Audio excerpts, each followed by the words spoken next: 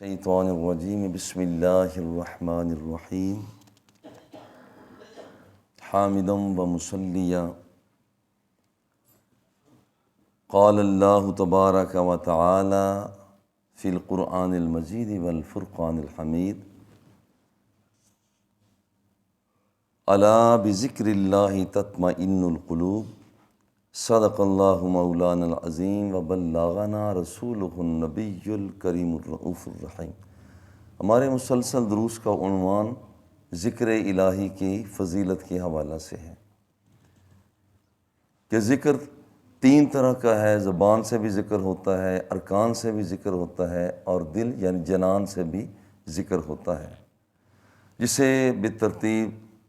ذکر باللسان، ذکر بالارکان اور ذکر بالجنان کہا جاتا ہے۔ زبان سے ذکر یہ ہے کہ بندے کی زبان اللہ اللہ کرے اور جو اللہ جل جلالہ نے حکم عطا فرمائے اس کے مطابق رہے، جھوٹ کا نہ بولنا، رواداری کا اختیار کرنا، سچائی کو فروغ دینا، اللہ اور اس کے رسول کی باتیں کرنا، یہ ہے زبان کا ذکر۔ اور ارکان کا ذکر یہ ہے کہ ظلم نہ کرنا، عدل و مساوات کے حوالہ سے آگے بڑھنا، جبر نہ کرنا، بلکہ اللہ رب العزت اور اس کے حبیب کے حکموں کو سامنے رکھتے ہوئے اپنے اعضاء کو اس کے مطابق ڈھالنا چلانا۔ اور ذکر بالجنان یعنی دل کا ذکر وہ یہ ہے کہ اچھی سوچ کا پیدا کرنا اور برائی کی طرف لے جانے کے منصوبہ بندی نہ کرنا۔ حضرت کعب بن عجرہ رضی اللہ تعالی عنہ یہ راوی ہیں، حضور علیہ الصلاۃ والتسلیم نے ارشاد فرمایا، معقبات لا یخیب قائلہن او فاعلہن دبر کل صلاۃ مکتوبۃ۔ حضور نے فرمایا کچھ چیزیں ایسی ہیں کہ جب وہ نماز کے بعد کوئی شخص انہیں پڑھتا ہے تو ان کا اثر نکلتا ہے۔ معقبات یہ بعد میں آنے والی چیز ہیں، اور وہ کیا ہیں؟ نمازوں کے بعد کیے جانے والے ذکر ہیں، ان میں سے ذکر ایک کیا ہے؟ ثلاثن و ثلاثون تسبیحہ، 33 مرتبہ تسبیح بیان کرنا، یعنی سبحان اللہ سبحان اللہ سبحان اللہ، وثلاثون تحمیدتاً، وثلاثون تحمیدتاً، اور 33 مرتبہ الحمسی کہنا، واربع وثلاثون تکبیرتاً، اور 34 مرتبہ تکبیر کہنا۔ وظائف توقیفی ہوتے ہیں، جن کا مطلب ہے کہ جیسے ہمیں پتہ چلا ویسے ہی ہم کریں، نہ یہ کہ اب یہ کہیں جی 33 مرتبہ، تیسرا بھی 33 مرتبہ ہی کیوں نہیں کہ توقیف ہے، جیسے اللہ جل جلالہ نے فرما دیا اس کے مطابق۔ اور یہ بالکل اسی طرح سے ہے جیسے آپ نے کبھی تالا دیکھا، تالے کی چابی کے کچھ دندانے بڑے ہوتے ہیں، کچھ چھوٹے ہوتے ہیں۔ کبھی کسی نے یہ سوال نہیں کیا کہ یہاں پر جو چھوٹا ہے یہ بڑا کیوں نہیں، جو بڑا ہے وہ چھوٹا کیوں نہیں؟ بھئی تالا اسی چابی کے ساتھ ہی کھلنا ہے۔ اسی طرح سے اللہ جل جلالہ بندوں کے بارے میں جو کچھ چاہتا ہے کہ میرے بندوں میں یہ اثر ہونا چاہیے، وہ اسی طرح سے ہو سکتا ہے کہ جب اسی عدد کو اختیار کیا جائے گا۔ اور دیکھیے دعا کی قبولیت کے حوالہ سے حضور علیہ الصلاۃ والتسلیم نے ارشاد فرمایا، آپ سرکار نے ایک آدمی کو سنا کہ وہ چند الفاظ کہہ رہا تھا، یا ذل جلال والاکرام، یا ذل جلال والاکرام، اے عزتوں والے، اے کرامت والے، یا ذل جلال والاکرام، یا ذل جلال بار بار کہہ رہا تھا۔ حضور نے سنا اور اسے فرمایا، دیکھ استجیب لک فسل، دیکھو اب تم جو کچھ بھی مانگو گے رب ذوالجلال تمہیں عطا فرمائے گا۔ یہ الفاظ، یہ کلمات، یا ذل جلال والاکرام، کیونکہ یہ یا اللہ تو جلال والا ہے، تو کرامت والا ہے، تو عزت والا ہے، تو یہ تو اللہ کی ذات ہے نا، جو کائنات کو جس نے پیدا کیا۔ ایک آدمی دوسرے آدمی سے کہتا ہے یار تو تو بڑی شان والا ہے، تو تو بڑی کرامت والا ہے، تو بڑی عزت والا ہے، یار میرا یہ کام کر دے۔ ہم اپنے درمیان دیکھتے ہیں کہ وہ آدمی کہتا ہے یار اس کے ذہن میں میرے بارے میں یہ بات ہے، اور یہ تو پھر رب العالمین ہے کہ میرا بندہ کہہ رہا ہے یا ذل جلال والاکرام، اے عزت والے، اے جلال والے، اے کرم والے، اے مہربانی والے، تو پھر وہ مہربانی کیسے نہیں کرتا جو اس نے اپنے خود بخود ذمہ لے لیا ہوا ہے۔ اور اسی طرح حضور علیہ الصلوۃ والتسلیم نے، ایک لمبی روایت ہے کہ نوح علیہ السلام نے اپنے بیٹے سے جو نصیحت فرمائی اس کا ایک حصہ یہ ہے کہ بیٹا اوصی کا بقول لا الہ الا اللہ، میں تمہیں وصیت کرتا ہوں کہ اس قول کو حرز جاں بنا لینا، لا الہ الا اللہ۔ فَإِنَّهَا لَوْ وُضِعَتْ فِي كَفَّةٍ، اگر اس جملے کو اگر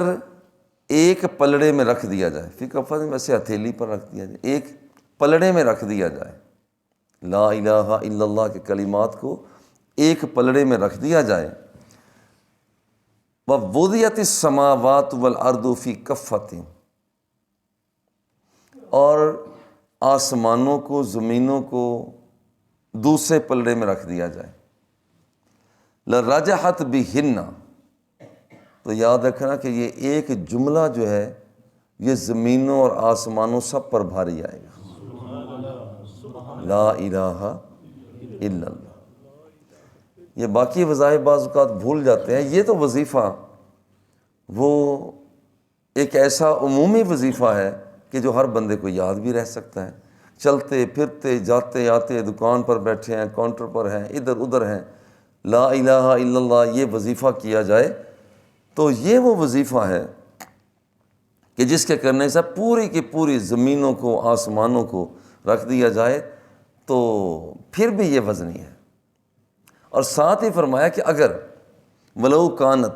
حلقۃ لقسمتہن حتی تخلص الی اللہ، دیکھو اگر یہ سارے زمین و آسمان یہ بالکل ایک دائرے کی صورت اختیار کر لیں، یعنی کوئی چیز اس سے باہر نہ جائے، ایسے ایک دائرہ بنا لیا جاتا ہے، کوئی چیز اس سے باہر نہ جائے، اگر یہ زمین پورا دائرہ بن جائے مکمل طور پر اور کوئی چیز بھی اس سے باہر نہ جا سکتی ہو، لا الہ الا اللہ یہ وہ کلمات ہیں کہ یہ زمینوں آسمانوں کی تہوں کو چیر کر بھی رب ذوالجلال کی بارگاہ میں پہنچ، یہ اس کی ذات کا اور اسی طرح سے حضرت ام المومنین سیدہ عائشہ صدیقہ رضی اللہ تعالی عنہا اس کی راویہ ہیں کہ حضور علیہ الصلوۃ والتسلیم مریض کی جب عیادت فرماتے وہاں پر بھی ذکر الہی فرمایا کرتے، بسم اللہ، یہ پڑھنے کے بعد بسم اللہ اللہ کے نام سے شروع کرتا ہوں، بسم اللہ تربۃ ارضنا والریقۃ بادنا، یہ ہماری جو زمین ہے اس کی مٹی اور ہم میں سے کچھ لوگوں کا تھوک، یشفی سقیمنا باذن ربنا، وہ ہمارے بیماروں کو شفا دیتا ہے اللہ کے حکم کے ساتھ۔ تو آج بھی کسی مریض کے پاس ہوں تو یہ دم کیا جائے، بسم اللہ تربۃ ارضنا والریقۃ بادنا یشفی سقیمنا باذن ربنا، یہ الفاظ یہ کلمات اس کے ساتھ حضور علیہ الصلوۃ والتسلیم کی سنت بھی ادا ہو جاتی ہے۔ اور درود شریف ایک ایسا ذکر ہے کہ جس کے اندر ذکر خدا بھی آ جاتا ہے اور ذکر مصطفیٰ بھی آ جاتا ہے، یعنی دونوں ذکر آ جاتے ہیں، اللہم صلی علی محمد صلی اللہ علیہ وسلم، یا اللہ تو رحمتوں کا نزول فرما حضور کی ذات پر، ذکر خدا بھی آ گیا، ذکر مصطفیٰ بھی آ گیا۔ حضور علیہ الصلوۃ والتسلیم نے ارشاد فرمایا من صلی علیہ حین یصبح عشرا وحین یمسی عشرا ادرکتہ شفاعتی یوم القیامہ، جو شخص صبح کے وقت مجھ پر درود و سلام پڑھتا ہے، من صلی علیہ حین یصبح عشرا 10 مرتبہ، وحین یمسی، اور جب شام ہوتی ہے تو پھر بھی 10 مرتبہ، 10 مرتبہ صبح، 10 مرتبہ شام کو، ادرکتہ شفاعتی یوم القیامہ، جب قیامت کا دن آئے گا تو میری شفاعت اس بندے کو ڈھونڈ لے گی، پہنچ جائے گی وہاں پر، ادرکتہ شفاعتی، اس بندے کو میری شفاعت پا لے گی۔ تو اس لیے یہ 2 وظیفے بڑے آسان ہیں، باقی وظیفے نہ بھی یاد رہیں، کل کے درسی میں بھی تھا، آج بھی یہ سارے وظائف نہ یاد رہیں، لا الہ الا اللہ، اور درود شریف جس میں لفظ صلاۃ اور سلام آ جائے، درود ابراہیمی پڑھا جائے جو حضور نے تلقین فرمایا۔ اگر یہ بعض اوقات طبیعت میں اکتاہٹ پیدا ہو جاتی ہے تو چھوٹا درود شریف صلی اللہ علیہ وسلم یہ پڑھا جا سکتا ہے، الصلاۃ والسلام علیک یا رسول اللہ یہ پڑھا جا سکتا ہے۔ وصلی اللہ تعالی علی حبیبہ و آلہ و اصحابہ اجمعین۔